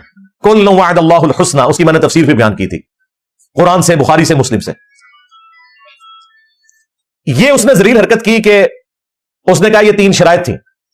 انصاب الاشراف جو کتاب ہے نا, اگر اس کتاب سے یہ تم نے روایتیں ماننی ہیں تو پھر اس میں تو بہت کچھ لکھا ہوا ہے جو تمہیں ہضم نہیں ہوگا. اسی لیے ہمارے استاد شیخ زبیر علی زئی صاحب نے اگرچہ فضائل صحابہ کتاب میں یہ روایت نقل کی انصاب الاشراف سے, اور لکھا کہ اس کی سند حلال بن یساف تک تو درست ہے, لیکن یہ نہیں انہوں نے کنفرم کیا کہ حلال بن یساف واقعہ کربلا میں تھا یا نہیں. اور بعد میں اس کتاب سے ہی جان چھڑا لی, حلال بن یساف بھی فارغ ہو گیا. وفات سے پہلے انہوں نے فتاوی علمیہ میں مضمون لکھا کہ امام بلازری کی کتاب ثابت نہیں ہے. لیکن یہ انہوں نے کیوں کیا وہ آپ کو میں بتاؤں گا, یہ انہوں نے نہیں بتایا. یہ جب میری ان سے ڈسکشن ہوئی تو انہوں نے کہا کہ علی بھائی اگر ہم اس کتاب کو صحیح مانے نا تو اس میں تو باقی روایتیں موجود ہیں, ان کا کیا کریں گے. میں 3 روایتیں پیش کرنے لگا ہوں الزامی جواب کے طور پہ, یہ نہ ہو اس کو کوئی کلپ کاٹ لے. وہ گلے پھاڑنے والے مولویوں نے میرا یہ کلپ کاٹ لیا تھا کہ اگر تم نے 3 شرائط والی کتاب انصاب الاشراف کو ماننا ہے تو اس میں یہ لکھا ہوا ہے یزید کے والد کے بارے میں کہ اس کا تابوت جہنم کی آگ میں ہے. جی یہ لکھا ہوا ہے یزید کے والد کے بارے میں لکھا ہوا ہے کہ جب تم اسے دیکھو کہ میرے ممبر پہ چڑھا اسے قتل کر دینا. اور پھر وہ مشہور روایت جس کا کوئی سرا پکڑا ہی نہیں دیتا تھا کہ اس روایت کا مقصد کیا ہے، وہ روایت بھی پوری اس کتاب میں لکھی ہوئی ہے. اگر اس کتاب کو صحیح ماننا ہے تو پھر آپ دیکھیں آپ کے ساتھ کیا ہوتی ہے. وہ روایت تھی مسند البزار میں مجموع الزوائد میں صحیح سند کے ساتھ کہ نبی علیہ السلام نے 3 لوگوں پہ لعنت فرمائی. آپ کے سامنے سے ایک اونٹ گزر رہا تھا، آپ نے فرمایا جو اونٹ پہ بیٹھا ہوا ہے اس پہ بھی اللہ کی لعنت، جو اونٹ کو ہانک رہا ہے اس پہ بھی اللہ کی لعنت، اور جس نے اس کی مہار پکڑی ہوئی ہے اس پہ بھی اللہ کی لعنت. یہ روایت ختم ہو جاتی ہے مسند البزار میں مجموع الزوائد میں. اب اس روایت سے کیا رزلٹ نکلے گا جب تک یہ نہ بتایا جائے کہ اس اونٹ کے اوپر وہ شراب لے کے جا رہے تھے، ایون لے کے جا رہے تھے، چرس لے کے جا رہے تھے، لعنت کیوں ہوئی، وہ بندے کون تھے. وہ محدثین نے اپنی کتابوں میں ان بندوں کے نام نہیں بتائے. ظاہر مشکل ہو جانا تھا، سنیت کا ایک غلبہ، سنی ہمیشہ حکومت میں رہے، آپ کو پتا ہے. لیکن یہ روایت اپنی جگہ موجود ہے. اسے کہا جاتا ہے اونٹ والی حدیث کہ اونٹ پہ بیٹھے ہوئے پہ بھی لعنت، ہانکنے والے پہ بھی، مہار پکڑنے والے پہ بھی. کیوں لعنت؟ یہ بندے کون ہیں کوئی ذکر نہیں. انصاب الاشراف میں موجود ہے کہ وہ 3 بندے کون تھے، ان بندوں پہ اصل میں لعنت کی گئی تھی. اگر اس کتاب کو کسی نے صحیح ماننا ہے 3 شرطوں والی کتاب، ہم تو کہتے ہیں مانو پھر آگے بھی ٹرو، فارغ ہی ہو جاؤ. انصاب الاشراف میں لکھا ہے کہ اونٹ پہ یزید کے دادا ابو بیٹھے ہوئے تھے. ہاں جی، اونٹ کی مہار یزید کے ابا جی کے ہاتھ میں تھی، اور اونٹ کو ہانکنے والا یزید کا چاچا تھا. چچا، ایک چشتی چاچو ہے نا، ایک یزید بھی چاچو ہے. تو اب یہ 3 نام میں نے اس لیے نہیں بتایا کہ وہ پھر کلپ کو کاٹیں گے. میں نے آپ کو اشارتاً بتا دیا کہ اونٹ پہ یزید کا دادا بیٹھا ہوا تھا، مہار اس کے ابے کے ہاتھ میں تھی، اور ہانکنے والا چاچا تھا. نام آپ سب کو پتا ہے، ورنہ ہمارے اسٹوڈنٹس کمنٹس میں خود لکھ دیں گے 3 بندوں کے نام. اس روایت کو پھر صحیح مانو گے؟ اسی لیے شیخ زبیر صاحب نے کہا یہ کتاب امام بلادری سے ثابت ہی نہیں، جان ہی چھڑا لی. بالکل ٹھیک کیا. آمدہ کوئی 3 شرائط والی بات کرے، اسے کہو 3 شرائط والی بات کرو گے تو 3 ملعون لوگوں کا ذکر ہم کریں گے. ہاں، وہاں 3 شرائط، یہاں 3 وہ لوگ جن پہ اللہ کے نبی نے لعنت فرمائی ہے. پھر ظاہر ہے یہ پیرلل میں آئے گا. اور صرف لعنت نہیں کہا کہ یزید کے باپ کا تابوت جہنم کی آگ میں ہے، یزید کے باپ کو جب ممبر پہ دیکھو تو اسے قتل کر دینا. یہ ساری روایتیں بتائیں گے. لہذا بہتر یہ ہے کہ انصاب الاشراف سے جان چھڑا لیں. ہمارے نزدیک بھی ہمارے استاد کا موقف ٹھیک ہے. یہ کتاب اگرچہ اکثر محدثین امام بلازری سے ثابت مانتے ہیں، لیکن اس کے ساتھ یہ جو خطرناک باتیں جڑی ہوئی ہیں، جو خطرناک سے بھی اگلا ورژن ہے، بہتر یہ ہے کہ اس کتاب کو آپ جان چھڑا لیں کہ یہ ساری جعلی کتاب ہے. اور ہمیں پتا ہے کہ آپ کی جتنی باتیں وہ ویسے ہی جعلی ہیں، کوئی صحیح بھی نکلے نا. ایک بڑی مشکل سے آپ نے دریافت کی تھی، وہ مانتے مانتے آپ کو اتنا کچھ ساتھ ماننا پڑ رہا ہے کہ آپ بھی اس کتاب سے اب جان ہی چھڑائیں گے انشاءاللہ تعالی. جھوٹا دفاع نمبر 8، تھرڈ لاسٹ. وہ کہتے ہیں قسطنطنیہ والی جو بشارت ہے وہ یزید پہ فٹ ہوتی ہے. بخاری میں حدیث ہے میری امت کا پہلا گروہ جو کیسر روم کے شہر پہ حملہ کرے گا وہ بخشے ہوئے ہیں. اچھا، قسطنطنیہ کا ذکر نہیں ہے، کیسر روم کا شہر یہ ذکر ہے. اور کیسر روم کا شہر نبی علیہ السلام کے زمانے میں حمص تھا. وہ تو بعد میں وہ بھاگ کے قسطنطنیہ چلا گیا جان بچانے کے لیے، جب اسے نظر آیا کہ مسلمانوں کی فوجیں وہاں تک پہنچ جائیں گی. تو اگر اس کو مانا جائے تو یہ بشارت ابو عبیدہ ابن جرح رضی اللہ تعالیٰ عنہ پہ فٹ ہوتی ہے. اور اگر قسطنطنیہ کو آپ نے ماننا ہے تب بھی ذکر ہے پہلا لشکر. پہلا لشکر، کوئی بھی لشکر نہیں. قسطنطنیہ پہ تو درجنوں حملے ہوئے ہیں. پہلا لشکر کون سا تھا؟ وہ کہتے ہیں بخاری میں لکھا ہے کہ ابو ایوب انصاری رضی اللہ تعالیٰ عنہ اس لشکر میں شریک تھے، وہ فوت ہوئے اور یزید نے ان کا جنازہ پڑھایا. تو ثابت ہو گیا یزید جنتی ہے. ہم کہتے ہیں یہ ثابت ہوا، یہ کہاں سے ثابت ہوا کہ وہ پہلا لشکر تھا؟ اس میں تو نہیں لکھا ہوا پہلا لشکر. ہم آپ کو بتاتے ہیں وہ پہلا لشکر نہیں تھا، وہ 7واں لشکر تھا. اگر 2 لشکر بھی گئے ہونا تب بھی وہ پہلا نہیں ہے، وہ بعد والا ہے. پہلا لشکر وہ ہے جو سنن ابی داؤد میں موجود ہے. ایک صحابی کہتے ہیں ہم قسطنطنیہ پہ حملے کے لیے جب گئے، ہمارے لشکر کے امیر عبد الرحمن بن خالد بن ولید تھے، حضرت خالد بن ولید کے بیٹے، یزید نہیں تھا. اور ابو ایوب انصاری بھی ہمارے ساتھ تھے. انہوں نے ہمیں ایک آیت کی تفسیر سمجھائی، اور پھر ابو ایوب انصاری قسطنطنیہ کے تمام حملوں میں شریک ہوتے رہے، حتیٰ کہ ایک حملے کے دوران وہ فوت ہوئے اور وہیں پہ دفن ہوئے. آج بھی ان کا مزار موجود ہے ترکیے میں. اب وہ مسلمانوں کے پاس ہے نا، استنبول. تو ابو داؤد میں یہ حدیث موجود ہے کہ اس وقت جو لشکر گیا تھا اس کے امیر کون تھے؟ خالد بن ولید کا بیٹا. اور اس کے بعد مسلسل وہ شریک ہوتے رہے حتیٰ کہ ایک حملے میں وہ فوت ہوئے. تو جس میں فوت ہوئے وہ تو بعد میں ہوگا نا، جس میں زندہ تھے وہ پہلے. تو اگر 2 بھی ہوتے تو پھر بھی وہ دوسرا ہے. ویسے یہ 7واں ہے. اور یہ جو میں بتا رہا ہوں یہ بھی پہلا نہیں ہے، اس سے بھی پہلے منذر بن زبیر لے کے گئے. وہ شیخ زبیر صاحب کے شاگرد ہیں، عبداللہ جابر دابانوی صاحب. انہوں نے پوری کتاب لکھی ہے، ہماری ویب سائٹ پہ رکھی ہوئی ہے کہ قسطنطنیہ پہ پہلا حملہ کس نے کیا تھا. بہرحال یہ تو نہیں بنتا، یہ انہوں نے پکڑا ہوا تھا. اور جگہ جگہ یہی وہ چیز ہے جو ابن تیمیہ نے سب سے پہلے چوہا چھوڑا. उसी को लेके फिर बाद के लोग चले, हत्ता कि डॉक्टर जाकिर नाइक ने भी जो यजीद को रज़ी अल्लाह अन्हु कहा और जन्नत की लश्कर वाली बिशारत उसके ऊपर फिट करके तो खारी कमाई। मैंने उसी उनके खिलाफ वीडियो रिकॉर्ड करवाई थी और उनकी इल्मी इस्लाह की कोशिश की थी। बाकी जो उनकी इल्मी खिदमत है वो अपनी जगह, लेकिन ये उनसे बहुत बड़ा ब्लंडर हुआ है और दावत हक को नुकसान हुआ है उनके इस एटीट्यूड की वजह से। तो मैंने कहा था यार इब्न तैमिया की तकलीद छोड़ो, मैंने बुखारी और अबू दाऊद से साबित किया कि वो पहला लश्कर नहीं था।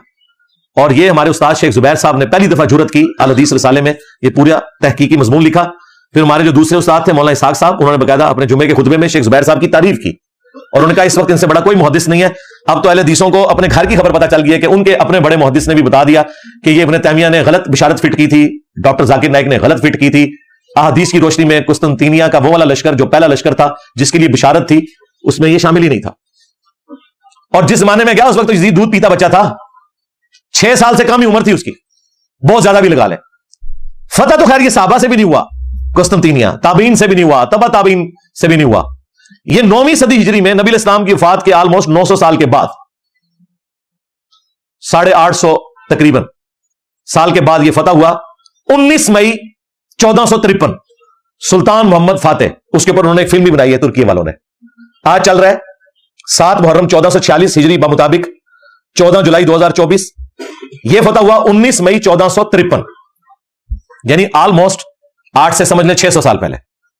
अर्तुगरुल की औलाद में से जो 7वां सुल्तान था, सुल्तान मोहम्मद फातेह, उसकी उम्र उस वक्त 24-25 साल थी। उसने कुस्तुनतीनिया को फतह किया, लेकिन वो फतह करने वाले के लिए बिशारत नहीं थी, बिशारत थी जिसने पहला हमला किया। वो फतह करने वाले के लिए जो बिशारत है मुस्नद अहमद में कि वो बड़ा अच्छा अमीर होगा, वो रवायत सनदन सही साबित नहीं है। लेकिन जो जन्नत की बिशारत थी वो पहले लश्कर के लिए थी। ये जनाब टोटल इनकी गेम थी जिससे इन्होंने जन्नती उसे डिक्लेयर किया हुआ था। और यूं आगे हम नहीं कहते वो जहन्नमी है, उसका मामला अल्लाह के सुपुर्द, लेकिन झूठी बिशारतें तो जन्नत की फिटना ना करें। सेकंड लास्ट झूठा दिफा नंबर 9, कहते हैं जी अल्लाह ताला चाहे तो यजीद को बख्श भी सकता है। देखें कैसे गैर महसूस तरीके से उसकी झूठी वकालत करते हैं। कहते हैं जी आपको क्या तकलीफ, हमें कोई तकलीफ नहीं भाई, हम तो कहते हैं सारे बख्शे जाए, कोई मसला नहीं। ये अल्लाह का अपने बंदों के साथ मामला है, हमारे साथ कोई इसका मामला नहीं है। लेकिन आप झूठी जन्नत की बिशारतें फिट करो, ये बिल्कुल गलत है। और दूसरा ये इतना आसान मामला नहीं है। कहते नहीं कुरान में लिखा है अल्लाह ताला चाहे तो शिर्क के सिवा हर गुनाह माफ कर सकता है। बिल्कुल, इन्नल्लाह ला यगफिरु अन युशरक बिही व यगफिरु मा दून ज़ालिका लिमन यशा। बेशक अल्लाह ताला क़यामत के दिन हर गुनाह को माफ कर देगा अगर दुनिया में तौबा ना की हुई। दुनिया में की हुई तो दुनिया में माफ, सिवाय शिर्क है। शिर्क आखिरत में भी माफ नहीं होना अगर बगैर तौबा के मरे, लेकिन इसके सिवा हर गुनाह माफ कर देगा लिमन यशा, जिसके लिए चाहेगा। मुराद क्या, जिसके लिए नहीं चाहेगा नहीं करेगा। शिर्क के अलावा कौन सा ऐसा गुनाह है जो माफ नहीं हो सकता? वो कुरान में लिखा हुआ है सूरत निसा में, जिसने एक मुमिन को नाहक कत्ल किया उसकी सजा हमेशा की जहन्नम है। उसी सूरत निसा में जिसमें लिखा था शिर्क के अलावा हर गुनाह माफ हो जाएगा जिसके लिए चाहेगा, ओपन लाइसेंस वहां भी नहीं था। उसी सूरह निसा में लिखा हुआ है कि मुमिन का कत्ल नाहक हमेशा की जहन्नम है। लो सामो। और अबू दाऊद में इसको सपोर्टिव हदीस है कि नबी अलैहि सलाम ने फरमाया अल्लाह ताला या तो शिर्क को माफ नहीं करेगा या कत्ल नाहक को माफ नहीं करेगा। क्या हुसैन इब्न अली का कत्ल नाहक नहीं है? क्या यजीद ने कातिलीन हुसैन से बदला लिया, कोई सजा दी? बिल्कुल नहीं। इसके जवाब में पता है कहते हैं हजरत अली ने हजरत उस्मान के कातिलीन से बदला लिया। ये बिल्कुल मिसाल गलत है, क्योंकि हजरत उस्मान हजरत अली के दौर में तो शहीद ही नहीं हुए, वो तो अपने गवर्नरों की वजह से शहीद हुए अपने दौरे खिलाफत में खुद। उस पर मेरी तफसीली वीडियो देख लें, हजरत उस्मान क्यों शहीद हुए। इन्होंने आपको एक जाली बात बताई थी, अब्दुल्ला बिन सबा था जिसने सारे सहाबा को नऊज़ बिल्लाह गुमराह कर दिया, जिसका नाम बुखारी से लेकर इब्न माजा तक दुनिया की किसी हदीस की किताब में जो मेन किताबें नाम भी ना आए। अब्दुल्ला बिन सबा ये हजरत अली के दौर में आया था, जिसे हजरत अली ने कत्ल करवाया। हजरत उस्मान के साथ कोई लेना देना नहीं था। हजरत उस्मान की शहादत तो बनु मैया के गवर्नरों की वजह से हुई, जो बुखारी मुस्लिम में मौजूद है। वो आज टॉपिक नहीं, पिछले दिनों जब एक बरेलवी नुमा राफजी ने हजरत उस्मान की तौहीन की तो मैंने तफसीली वीडियो रिकॉर्ड करवाई थी, हजरत उस्मान क्यों शहीद हुए, वो आप देख लें। वो बुखारी मुस्लिम से मैंने साबित किया, बनु मैया की लिखी हुई तारीख से नहीं, नासलाउद्दीन यूसुफ ने जो झूठ लिखे हुए हैं उसकी बुनियाद के ऊपर बुखारी मुस्लिम से साबित किया। तो ये बिल्कुल गलत एनालॉजी है। हजरत उस्मान हजरत अली के दौर में शहीद नहीं हुए, लेकिन हजरत हुसैन इब्न अली हजरत मुआविया रज़ियल्लाहु ताला अन्हु के बेटे यजीद इब्न मुआविया, जिसकी आप झूठी वकालत करते हैं, उसके दौरे मलूकियत में शहीद हुए। वैसे तो आप कहते हैं, हजरत उमर कहते हैं मेरे दौरे हुकूमत में अगर कोई कुत्ता भी मर जाए फरात के किनारे तो मैं जवाब दूं, और फरात के किनारे हुसैन इब्न अली शहीद हो जाए तो वो जवाब दे नहीं है उस वक्त का हुक्मरान। मुस्नद अहमद में हदीस है, मौला अली जंग सिफीन से वापसी पे नहरवान जाते हुए जब नैनवा नामी जगह से फरात के किनारे गुजरे तो कहा इस्बिर या अबा अब्दुल्ला, ए अबू अब्दुल्ला सब्र करना सब्र करना सब्र करना। تو وہ ساتھ جو غلام تھا اس نے کہا آپ کس سے باتیں کر رہے ہیں؟ تو اپنے تخیل میں آپ بات کر رہے تھے، اپنے دکھ کا اظہار کر رہے تھے. تو ابو عبداللہ حضرت حسین کی کنیت تھی، وہ ان کو مخاطب کر رہے تھے. پھر انہوں نے کہا کہ میں ایک دن نبی الاسلام کے پاس حاضر ہوا اس حال میں کہ حضور نے حسین کو اپنے ہاتھوں میں اٹھایا ہوا ہے، آپ کی آنکھوں سے مسلسل آنسو جاری ہیں.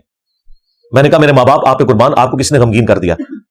تو آپ نے فرمایا ابھی ابھی حضرت جبرائیل علیہ السلام آئے تھے، انہوں نے مجھے خبر دی کہ آپ کے اس بیٹے کو جس سے آپ اتنا پیار کر رہے ہیں آپ کی امت پیاسا فرات کے کنارے شہید کر دے گی. تو میں اپنے جذبات پہ قابو نہیں رکھ سکا. پھر میرے کہنے پر حضرت جبرائیل نے ہاتھ مار کر کربلا کی سرخ مٹی بھی مجھے لا کر دکھائی. تو نبی الاسلام کو حضرت حسین کی پیدائش کے ساتھ بتا دیا گیا تھا. حضرت حسین کو بھی پتا تھا میں نے کربلا میں مظلومن شہید ہونا ہے. یہ کوئی چھپی ہوئی بات نہیں تھی، اوپن سیکرٹ تھا. پھر حضور کی وفات کے 50 سال بعد جب 61 ہجری میں یہ واقعہ ہوا تو مسند احمد میں موجود ہے، عبداللہ ابن عباس نے ایک خواب دیکھا. یہ کسی وہابی کا خواب نہیں ہے، کسی بریلوی کا خواب نہیں، دیوبندی کا نہیں ہے، صحابی کا ہے جو نبی اسلام کی شکل کو پہچانتا ہے، جس کے لیے گارنٹی ہے کہ اس شکل میں شیطان نہیں آ سکتا. دوپہر کے وقت کہتے ہیں میں نے دیکھا نبی اسلام کے بال بکھرے میں گرد آلود ہیں، ہاتھ میں خون کی ایک شیشی ہے. میں نے کہا یا رسول اللہ میرے ماں باپ قربان، آپ کی حالت کس نے کر دی؟ تو نبی اسلام نے کہا کہ میں صبح سے حسین اس کے ساتھیوں کا خون جمع کر رہا ہوں کربلا میں. یہ ایک تمثیلاً ایک خواب دکھایا گیا، یہ نہیں کہ نبی اسلام وہاں پہ موجود تھے، یہ تمثیلاً ہے. کہتے ہیں میں گھبرا کے اٹھا، میں نے وہ تاریخ اور دن نوٹ کیا اور کتنے عرصے بعد خبر آئی کیونکہ اس زمانے میں میڈیا تو نہیں تھا کہ 10 محرم الحرام 61 ہجری میں حسین ابن علی کو ان کے ساتھیوں سمیت کربلا میں شہید کیا گیا. نبی الاسلام اپنی وفات کے بعد بھی تمثیل کے طور پہ اللہ تعالیٰ نے دکھایا کہ حضور کا دل دکھا ہوا ہے جو کچھ حسین ابن علی کے ساتھ ہوا. اور مزے کی بات آپ کو بتاؤں، یہ حدیث شاہ اسماعیل دہلوی جو وہابیوں کا امام ہے دیوبند اور اہل حدیث کا، جس طرح بریلویوں کے لیے عام مذہب بریلوی ہے، اس نے اپنی کتاب تقویت الایمان کے ساتھ جو تذکیر الاخوان لکھی نا، اس میں انہوں نے یہ حدیث مسند احمد کی لکھی اور لکھا یزید پلید. یہ آج یزید کو رضی اللہ عنہ کہتے ہیں، ان کا ابا کہتا تھا یزید پلید. اور یہ حدیث لکھ کے انہوں نے کہا کہ یہ حدیث اس بات پر گواہ ہے کہ نبی الاسلام جنتوں میں اپنے حسین کی شہادت پہ غم زدہ ہیں. یہ کس نے لکھا؟ اسماعیل دہلوی نے. اس حدیث سے یہ رزلٹ نکالا انہوں نے. اور یہ پچھلے کیا کر رہے ہیں ریالوں کے چکر میں. تو یہ تکلیف دہ چیز جو امت کو جس نے 2 ٹکڑے کر دیا، آج تک امت جڑ نہیں سکی. الحمدللہ ہم نے کوشش کی ہے قرآن و سنت کی روشنی میں ان چیزوں کو پبلک کے سامنے رکھیں اور لوگوں کو یہ پتا چلے کہ حق بات کیا ہے. باقی یہ زبردستی دھکے کے ساتھ چیزوں کو ثابت کرنا یہ بالکل ظلم والی بات ہے. مجھے یہاں پہ وہ قول یاد آیا ابراہیم نخعی کا جو بخاری مسلم کے راوی ہیں، تابعی ہیں. وہ کہتے ہیں بالفرض اگر میں دنیا میں قاتلین حسین میں شامل ہوتا اور قیامت کے دن اللہ تعالیٰ میری بخشش بھی کر دیتا، میں جنت میں بھی پہنچ جاتا، تب بھی میں جنت میں رسول اللہ کا سامنا نہیں کر سکتا تھا کہ کہیں حضور مجھ سے پوچھ ہی نہ لے کہ دنیا میں تو میرے حسین کے قاتلین میں شامل تھا. یعنی دیکھیں حالانکہ جنت میں سب کچھ بخشش کے بعد بھی پہنچ گئے نا.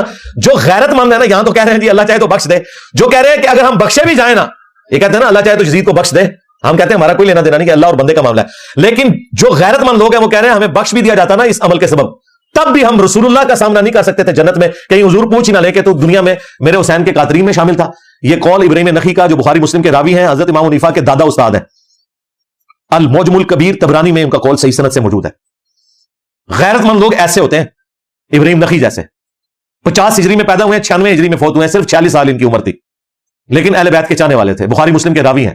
حنفیت پوری ان کے اوپر ڈیپینڈنٹ ہے کیونکہ یہ آگے سے ایک واسطے سے عبداللہ ابن مسعود کے شاگرد ہیں، تو وہ اپنے آپ کو ان کے ذریعے منسوب کرتے ہیں.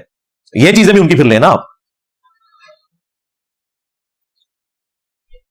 10واں جھوٹا دفاع آخری وہ ہے بات تو سچ ہے مگر بات ہے رسوائی کی.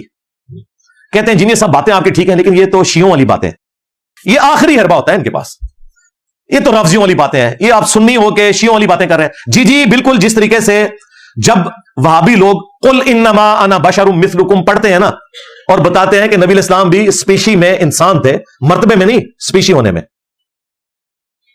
تو بریلوی انہیں کہتے ہیں کہ جی آپ کو قرآن میں یہی آیت پڑھنی تھی اور تھوڑی آیات ہیں پڑھنے کے لیے. تو وہابی لوگ اس وقت کیا کہتے ہیں کہ نہیں ہم نے آپ کو صحیح عقیدہ سمجھانا ہے تو اس لیے آپ کو یہ آیت پڑھ کے سنائیں گے. بریلویوں کو بھی لگتا ہے کہ قل انما انا بشر مثلکم یہ وہابیوں والی باتیں ہیں، حالانکہ اللہ نے نازل کی ہوئی ہے. تو وہابیوں کو اب اس تکلیف کا اندازہ ہوگا کہ جب آپ آیت پیش کریں اور آپ کے مخالفین یہ کہیں کہ یہ وہابیوں والی باتیں ہیں اور اس کی وجہ سے قرآن و حدیث کا انکار کر دیں. آپ بخاری مسلم سے نماز کا طریقہ دکھائیں، وہ کہتے ہیں طریقہ تو ٹھیک ہے لیکن وہابی اس طرح نماز پڑھتے ہیں اس لیے ہم نے نہیں پڑھنی. یہ بھی اکثر لوگ یہی دلیل پیش کرتے ہیں. پھر گستاخانہ نماز ٹھیک ہوگی تو اس وقت ان کو کتنا برا لگتا ہے کہ ہم آپ کو بخاری مسلم پیش کر رہے ہیں، آپ ہمیں یہ باتیں کر رہے ہیں. بالکل اس طریقے سے جب ہم بخاری مسلم سے بنو امیہ کو ایکسپوز کرتے ہیں اور آپ ہمیں کہتے ہیں شیعوں والی باتیں، تو آپ ہمیں نہیں گالی دے رہے، آپ تو امام بخاری امام مسلم کو گالی دے رہے ہیں، ہمیں تو دے ہی نہیں رہے. نہیں، یہ بخاری مسلم عوام کے لیے نہیں لکھی گئی تھی. اچھا، عوام کے لیے نہیں لکھی گئی، آپ کی تو ساری عوام بخاری مسلم پڑھ کے رفع الیدین شروع کر رہی ہے. اگر اس وقت اپنی مولویوں کی بات سن لیتی کہ بخاری مسلم عام آدمی نے نہیں پڑھنی، تو دیوبندی بریلوی مر جاتی. خود پڑھا ہے نا، تبھی ادھر تک پہنچے ہیں. اور یہ آپ کی بات بالکل غلط ہے کہ عوام کے لیے نہیں لکھی گئی. امام مسلم نے مقدمے میں لکھا ہے کہ میں یہ عوام الناس کے لیے مسلم شریف لکھ رہا ہوں. اور بنو امیہ کے بارے میں جتنی وہ خطرناک بلکہ خطرناک روایتیں ہیں نا، وہ ساری مسلم شریف کے اندر ہیں. بخاری میں بھی ہیں، مسلم میں تو بہت زیادہ ہیں جو انہیں ہضم نہیں ہوتی. تو امام مسلم تو کہہ رہے ہیں میں عوام کو بتانے کے لیے روایتیں لکھ رہا ہوں. پھر آپ کیا کریں گے؟ وہ روایتیں کون کون سی ہیں وہ آج میں ٹاپک نہیں بنا رہا، ورنہ ٹائم بہت زیادہ لگ جائے گا. اس کے لیے آپ میری وہ ویڈیو دیکھیں کربلا کیوں ہوئی، اور میرا ریسرچ پیپر جو اینڈ پہ آپ 500-600 لوگ جتنے ہیں سب کو ملے گا، اس کا میں تعارف بھی کروا دیتا ہوں. اس میں یہ ساری ڈیٹیلز موجود ہیں. فی الوقت اسے میں کنکلوڈ کروں گا. ان کے بڑے ہمارے بڑوں کو اسی طرح گالی دیا کرتے تھے کہ یہ تو رافضیوں والی باتیں ہیں. ہمارے امام محمد بن ادریس الشافعی المتوفا 204 ہجری، ان کو یہ شعر کہنا پڑا، ان کان رفضا حب آل محمد فلیشہد الثقلان انی رافضی. اگر اہل بیت کی محبت کا نام رافضی ہونا ہے تو جن و انس گواہ ہو جاؤ کہ میں رافضی ہوں. یعنی اگر تم گالی دیتے ہو تو ٹھیک ہے میں رافضی ہوں. بالکل اس کو میں نے ایڈ کیا ہے کہ اگر قرآن و سنت کی سچی توحید بیان کرنے کا نام وہابی ہونا ہے تو میں وہابی ہوں. اگر نبی الاسلام سے محبت کا اظہار کرنا بریلوی ہونا ہے، اگر غلوف کے درجے میں نہ ہو تو میں بریلوی ہوں. اگر صحابہ کرام کے دفاع کا نام دیوبندی ہونا ہے تو میں دیوبندی ہوں. اور اگر اہل بیت سے محبت کے اظہار کا نام رافضی ہونا ہے، جس طرح کہ امام شافعی نے کہا، تو میں شیعہ رافضی ہوں. بلکہ انہوں نے رافضی لفظ استعمال کیا، شیعہ بھی نہیں استعمال کیا. اس زمانے بھی ان کے بڑے ہمارے بڑوں کو گالیاں دیا کرتے تھے، اور ہمارے بڑے پھر اس طریقے سے انہیں جواب دیا کرتے تھے. نہ یہ ہمارے بڑوں کا مقابلہ کر سکے، نہ ان کے چھوٹے ہمارا مقابلہ کر سکے، اللہ کے فضل سے الحمدللہ. اینڈ پہ میں وہ اپنے 5B ریسرچ پیپر کا تعارف کروا دیتا ہوں. واقعہ کربلا کا حقیقی پس منظر 72 صحیح الاسناد احادیث کی روشنی میں. 72 کا ٹائٹل میں نے شہدائے کربلا کی نسبت سے لیا. روایتیں اس میں 200 سے زیادہ ہیں، اکثر بخاری اور مسلم سے ہیں. اور جو بخاری اور مسلم سے ہٹ کے روایتیں ہیں نا، ان میں نے دور حاضر کے جو بڑے بڑے محدثین ہیں، شیخ البانی ہوں، شیخ زبیر زئی ہوں، شیخ شعیب ارنود ہوں رحمہم اللہ اجمعین، یا ابھی جو زندہ ہیں ان میں سے شیخ غلام مصطفیٰ ظہیر صاحب، سلیم اسد صاحب اور باقی لوگ، ان کی تحقیم لگائی ہے. کوئی ایک روایت بھی ایسی نہیں ہے جس کے اوپر صحت کا حکم کسی نہ کسی محدث کا موجود نہ ہو. یہ ہو سکتا ہے کہ کسی روایت کو البانی نے صحیح کہا، دوسرے امام نے ضعیف کہا، یا دوسرے امام نے صحیح کہا اور البانی نے ضعیف کہا. امام حاکم نے تصحیح کی تو زابی نے ضعیف کہہ دیا، اور کسی روایت کو امام زابی نے بھی صحیح کہا، امام حاکم نے بھی صحیح کہا. یہ ہو سکتا ہے، لیکن یہ نہیں ہوگا کہ کوئی ایک روایت ایسی ہو جسے کسی نے بھی صحیح نہ کہا ہو. اور میں نے اس لیے ڈالی کہ جو جس امام کے ساتھ ایگری کرتا ہے اس سے وہ روایت لے لے. ہمارا مقدمہ تو بخاری اور مسلم سے ثابت ہوتا ہے، اللہ کے فضل سے ہمارا مقدمہ تو اس سے ہی ثابت ہو جاتا ہے. یہ 2812. ہاں، عمار کو ایک باغی جماعت قتل کرے گی، عمار انہیں اللہ اور جنت کی طرف بلائے گا، وہ جماعت جہنم کی طرف بلائے گی. بخاری شریف کی 2812. ہمارا مقدمہ تو اسی سے ثابت ہو جاتا ہے. لیکن پھر بھی 200 روایتیں ہیں. وہ پمفلٹ عربی میں بھی ہے، اردو میں بھی ہے، ہندی میں بھی ہے، انگلش میں بھی ہے، بنگلہ زبان میں بھی ہے. ہماری ویب سائٹ ahlsunnatpak.com سے فری ڈاؤن لوڈ کریں. اور اس کی ہارڈ کاپی پاکستان میں اگر آپ نے منگوانی ہے تو صبح 9 سے لے کے شام 5 بجے تک ہماری اکیڈمی کا نمبر کھلا ہوتا ہے 032159000162. صرف ڈاک کا آپ 500 روپیہ خرچہ دیں گے، وہ فری آپ کے گھر آئے گا. ریسرچ پیپر 32 پیجز کے اوپر ہے، کلرڈ. اس کے ساتھ مزید 11 اور بھی ہیں، 3 اذکار کارڈ اور ٹوٹل 9 ریسرچ پیپرز کی 12 کا پیکج بالکل فری آپ کے گھر آئے گا. صرف TCS کا آپ نے 500 خرچہ دینا ہے. پورے ملک میں لاکھوں جا چکے ہیں، یہاں جتنے لوگ آتے ہیں ان سب کو بھی ہم دیتے ہیں. یہاں ہم نے صرف ٹوکن منی اس کی 100 روپیہ رکھی ہوئی ہے تاکہ جس کو قدر ہے وہ لے کے جائے. ویسے اس کی لاگت جو ہے وہ 500 سے بھی زیادہ ہے، وہ اکیڈمی برداشت کرتی ہے. ظاہر رنگین پرنٹنگ ہوئی ہے، اس کی تو فوٹو کاپی نہیں ہو سکتی 500 روپے میں. یہ کلرڈ سارے ریسرچ پیپرز آپ کو انشاءاللہ درس کے اینڈ پہ مل جائیں گے. PDF ڈاؤن لوڈ کرنا ہے، عربی میں، اردو میں، انگلش میں، ہندی میں، بنگلہ میں، وہ ہماری ویب سائٹ پہ رکھا ہے. آپ ڈاؤن لوڈ کر کے اسے پڑھیں. حضرت عمر فاروق رضی اللہ تعالیٰ عنہ کی شہادت سے لے کر شہادت حسین علیہ السلام تک یہ سارا کچھ میں نے تاریخ سے نہیں بلکہ صحیح الاسناد احادیث اور ان میں سے بھی اکثر جو بخاری مسلم میں آئی ہیں ان سے کور کیا ہے اور بالکل حق کو واضح کر دیا. انشاءاللہ تعالیٰ آپ پڑھیں گے تو کئی ایک ٹاپکس جو آج میں نے اشارتاً ویسے ہی گزار دیے وہ آپ کو پوری تفسیر، پوری پکچر کلیئر ہو جائے گی. میں نے اس محرم میں ضروری سمجھا کہ اس ٹاپک کو ایک جگہ دوبارہ بیان کر دیا جائے جو بکھرا ہوا ہے، تاکہ ایک ہی جگہ یہ ساری چیز اویلیبل ہو جائے. اللہ تعالیٰ سے دعا ہے جو حق بات کہی اللہ تعالیٰ ہمارے دلوں میں راسخ فرمائے. اگر جذبات میں میرے منہ سے کوئی غلط بات نکل گئی تو اللہ تعالیٰ ہمارے دلوں سے دھو دے، ہمیں معاف بھی فرما دے. سبحانک اللہم و بحمدک، اشہد ان لا الہ الا انت، استغفرک و اتوب الیک. صلوا علی محمد و آل محمد، اللہم صلی علی محمد و علی آل محمد و اصحاب محمد و ازواج محمد و امت محمد اجمعین الی یوم الدین، آمین. میرے بھائیو، اب